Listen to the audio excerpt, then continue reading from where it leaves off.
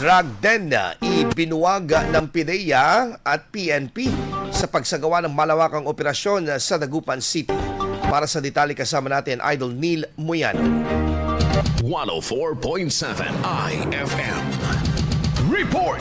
Tagumpay na isinagawa ng Philippine Drug Enforcement Agency o PIDEA at Philippine National Police o PNP ang isang malawakang operasyon nitong Abril 27, 2026 sa Sitio Aling Barangay Pantal, Dagupan City ang nagresulta sa pagkakabuwag ng isang drug den at pagkakaaresto ng 6 na individual na itinuturing na high-value targets. Ayon sa ulat, layunin na magkakaugnay na operasyon na tulayang wakasan ang mga aktibidad ng ilegal na droga sa naturang lugar sa pamamagitan ng koordinasyon ng iba't ibang law enforcement units. Kabilang sa mga naaresto ang isang maintainer at mga high-value targets habang 2 sospek ang nakatakas at kasalukuyang pinagkahanap. Samantala, nakumpiska naman ang nasa 48 gramo ng shabu na tinatayang nagkakalaga ng 326,400 pesos. Ang operasyon ay isinagawa sa ilalim ng one-time clean sweep initiative sa pagtutulungan ng PIDEA Region 1, Rowana, Pangasinan Police Provincial Office, Dagupan City Police at iba pang specialized units gaya ng SWAT at PDEG SOU 1. Patuloy ang panawagan ng mga otoridad sa publiko na makiisa sa kampanya kontra ilegal na droga upang mapanatili ang kapayapaan at seguridad sa komunidad.